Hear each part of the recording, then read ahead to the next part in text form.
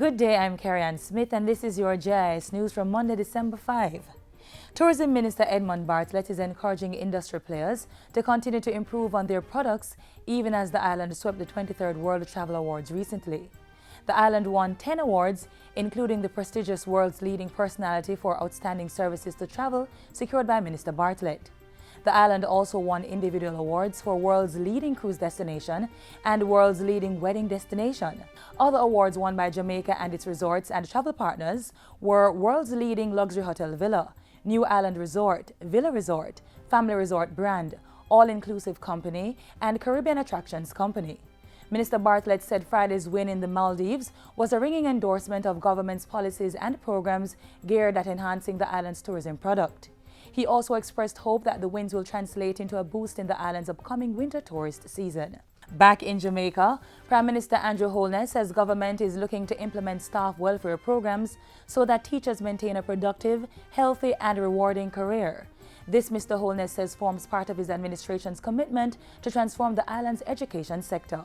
I know the minister is looking at several programs in that regard. I hope that you work very closely with the JTA to ensure that our teachers are protected, supported, right? Because it's not always about the pay, but it is the quality of the experience in the career that also counts. The Prime Minister was speaking at the recent Alaska Ministry of Education, Youth and Information Teacher and Principal of the Year Awards ceremony.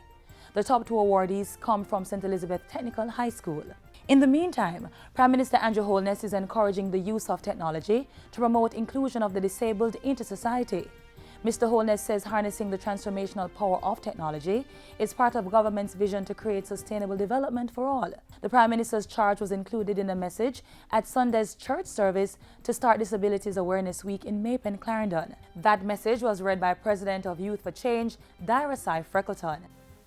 The unparalleled potential of computing technology must be embraced to assist the disabled community to become full and equal participants in the growth and the development of this great country, Jamaica land we love.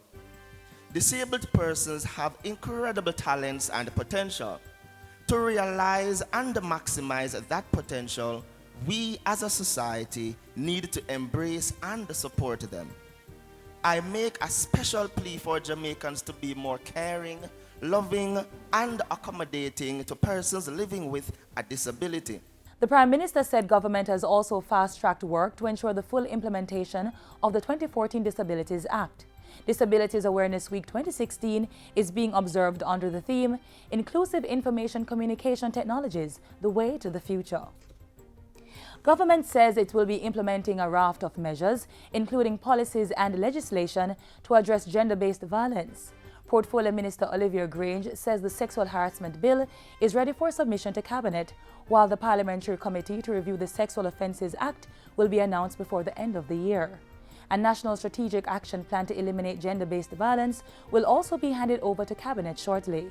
The plan will incorporate a full range of support services that will be rolled out over a 10-year period, 2016 to 2026. The implementation plan includes an entire program on victims' protection, on redress, on reparation, and rehabilitation. Minister Grange was addressing a JIS think tank on December 1. And the Bureau of Gender Affairs has embarked on 16 days of activism surrounding the November 25 observation of International Day for the Elimination of Violence Against Women. Activities target vulnerable men, women, girls, and boys to promote positive cultural change. And finally, the Jamaica Constabulary Force is urging its members to be on alert at all times as the threat level against them remains at extreme.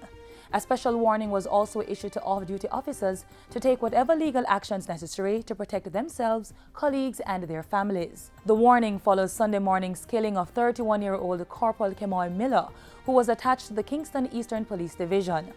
Corporal Miller, who was off duty at the time, was found in the Maxfield Park area slumped over the steering wheel of a motor vehicle with multiple gunshot wounds. And that's it for JIS News today. I'm Carrie-Ann Smith. Thank you for watching.